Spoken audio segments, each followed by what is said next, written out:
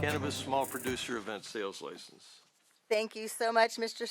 Chair and members. AB 1111 would provide small and equity cultivators with the opportunity to apply for a Department of Cannabis Control license that would authorize them to vend their products at licensed state temporary cannabis events. Under existing law, these events must be organized by a cannabis event organizer who is licensed through the DCC, and each individual event must receive authorization from both state and local government, thereby making sure there's local control. These events are subject to extensive regulation, including regulations on packaging and labeling, track and trace, and prohibitions on underage sales. Now let's turn to witnesses in opposition, lead or otherwise. First, lead witnesses in opposition, if there are any. So this is the third time this bill has been brought to the legislature over the past 5 years, and each year it's highly divisive. It's cultivators who are trying to monopolize the entire supply chain by undermining the purpose and intent of Prop 64, by obliterating the line between license types and taking a self-serving approach to where the line is drawn. These clearly defined roles are a checks and balance built throughout the supply chain to properly regulate and enforce the intent of Prop 64, and there are 1,000 retailers that would object that this does not further that intent.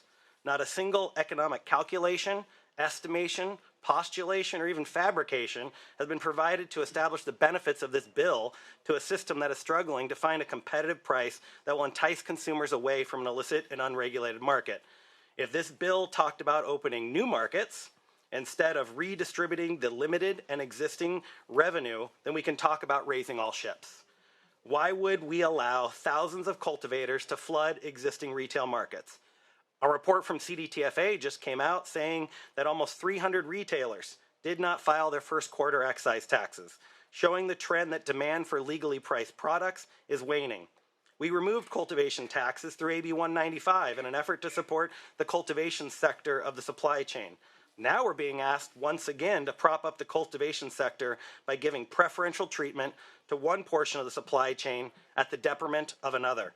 We don't need the oversupply created by the cultivators to now be an oversupply of retailers in existing retail markets. If we were able to look past the violations of Prop 64 and we humor the idea of thousands of cultivators flooding existing retail markets, we have asked the author for 10 possible amendments to get a more equitable and equal playing field for all special event retailers, and none of them were accepted. One amendment asked for a limitation on the number of days any one location could be open for special event retail, so we don't have a perpetual farmers market every weekend.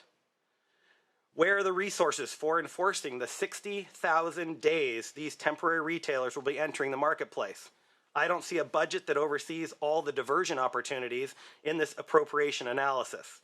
Now, I'm not pointing a finger to any one cultivator, but when the majority of the flower grown in the state doesn't end up in the regulated market, then I'm just following the statistical probabilities that not all of them are following the law. Before we have another handout or bailout to the sector of the supply chain that keeps growing 10 times more product than is purchased by the legal cannabis market, let's start lowering the costs and hardships to the consumer-facing portion of the cannabis industry before we kick open the door for cultivators to divert their excessive production to consumers who will be confused about why this cultivator was a legal retailer one day and the next day they are delivering unregulated cannabis products to their door for half the cost of the regulated market. If you haven't heard yet, Mendocino County has had multiple farmers markets in the last 9 months where multiple farmers were displayed and where retailers were there to accept the payments and do all the retail sales. So the system is currently working. But this group would like to have it all and cut out social equity and mom and pop legacy retailers that have also struggled through legalization for their own personal gain. Let's make it clear. Los Angeles is the largest retail market in the state, and we have been in close communication with all city council members in an effort to increase the number of possible licenses that would include special events. So when you hear that Los Angeles is not included in the special events sector currently, well, we're looking at 4 to 6 months before they are. And I don't want to have to go to the city of Los Angeles, which I've already done, and make them create legislation and regulations to limit or enforce no outside retailers inside the city of Los Angeles. We are also asking multiple cities, 11 of which have had special events that also have very robust retail markets. Now, if we're going to ask those currently existing retail markets where all the special events are currently approved to now have the undue competition that is definitely there from thousands of cultivators moving into those communities. If I had a line outside my door waiting for demand to come into my legal retail space, then I would accept the fact that we need as many retailers in the state as possible. This does not raise all ships. It puts a lot of pressure on social equity applicants, and I'm unfortunate to say that I thought we had already established two of our opposition to this bill to come up and speak, and unfortunately, one of the members of our social equity groups, who's also a retailer in Los Angeles, would also like to communicate about this, but he will be here to only say me too. Thank you for your opportunity to discuss this. This is a highly divisive bill, and I do not think we should be favoring one sector of the supply chain at the detriment of the other. Please vote no on AB 1111 for the third time. Thank you. Thank you. Next, please, name, affiliation, position on the bill. Lori Dubin, affiliated with Be the Influence, in opposition of 1111. Thank you. Thank you, ma'am. Next, please. Charles Lockett, Social Equity Operator in Los Angeles, Board Member of Social Equity Owners and Operators, and we're in opposition of Bill AB 1111. Thank you for joining us today. Let's bring the matter back to the dais to my colleagues for questions. Any questions? Senator Ashby. You have a wonderful author who I can see what you were trying to do here, and I applaud that effort. Having worked at the local level for the last 12 years, I've walked through cannabis implementation all the way from medicinal to where we are now in Sacramento. It's been a bit of a front runner in a lot of these issues and does host these events and is one of the large cities that does it. And so I actually have quite a bit of experience in this area. And I think the problem with this bill is that both sides want the same thing. And they don't agree on whether or not this will make it better or this will make it worse. And I really think that's the issue. I think most people agree that we want to make sure we get the equity folks a chance in. And I know at the local level, we made a lot of decisions that I personally felt were going to hurt the equity community. One of those, though, was flooding the market.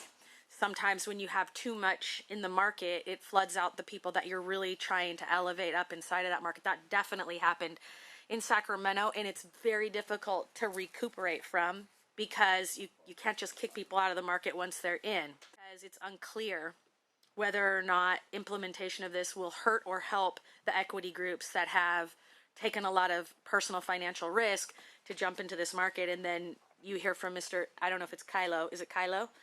Mr. Kylo, who very clearly lays out the policy argument. And for me, your words are really, that's very succinct with what I think most city folks would say. I know that there were several people in favor who said this supports local control, but it really doesn't. Because if you switch your licensing to the state, then the state is the oversight entity. And at the local level, there are different oversights for retailers versus growers. So, but on the other hand, a lot of times growers and some cities and regions haven't gotten into the place where vertical integration is really possible for everybody. But that would be ideally the way to do this. I mean, ideally the way the state of California should set out to achieve these goals about the market and right-sizing the market is through vertical integration, where the growers are working with the retailers who are working with the, you know, all the different groups, right? And especially as we get into delivery and all these other aspects that are still ahead of us in this emerging market. But I'm having a really hard time with how adding 4,000 new entities licensed by the state would help equity. But I just am having a hard time with believing that this in implementation, I know here in Sacramento, actually think it would knock out equity providers who've done the extra work to get that retail license or to move themselves into a vertical integration system with somebody else who has a retail license, and then they're being the grower. So I'm having a hard time seeing how this supports local decision making, because it doesn't. It takes code enforcement and local business licensing completely out of the mix, so no local oversight for standards. It does allow the permitting, but permitting's just about events. That's not like an ongoing, you know, deal where you're coming out and making sure people are paying their taxes and being held to the same standards as the other people who are allowed to be doing retail. So I do think it's a slippery slope. I think it pulls away from local control. And ultimately, I guess for me at the end of the day, I think it hurts the equity entities, which is what I'm trying to cast my vote for. Assemblymember, let me just ask a quick question. Did you explore reducing the number of total event days below 32 to see if that addressed any of the objections? We arrived at 32. Do we have, yeah. Could I get a little?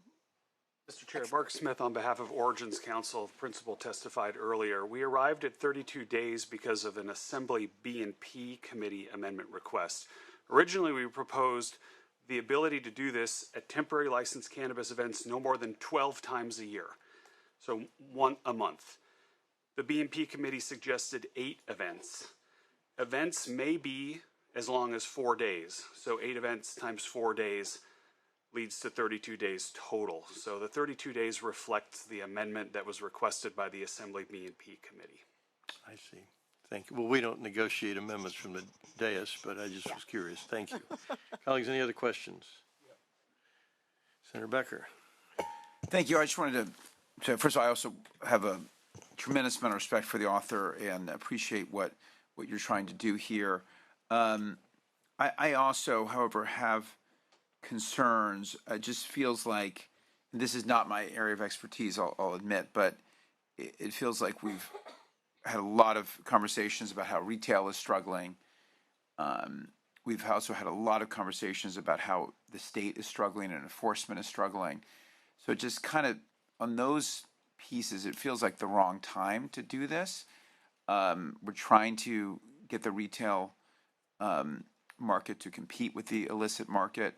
And again, we're struggling to do that, but we're having a lot of stuff we're trying to do over this current session.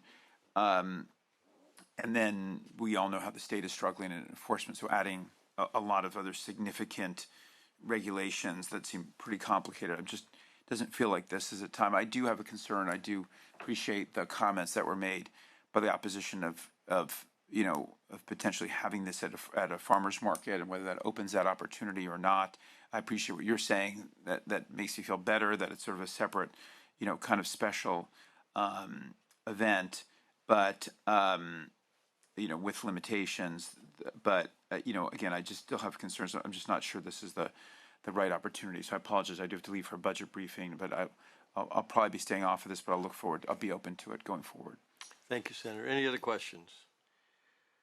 Seeing none, Assemblymember, would you like to close? Yes, thank you. So as I previously said, this is a bill that's going to help our local small equity cultivators. This is not going to drive out retailers. It's actually going to drive business to the retailers. Think about going wine tasting. You enjoyed that bottle of wine that you had or that sip that you had, and you're taking down the label, and then you're going to go to your local retail outlet and buy some more of it for an event you're going to do. So this is what we're hoping to plant these seeds and allow for our local small growers to stay in business. So I respectfully ask for your I vote. Let's see if we have a motion. Do we have a motion on the bill? I'll move it. We have a motion by Senator Archuleta. The motion is due pass to Senate Appropriations. Please call the roll. Roth?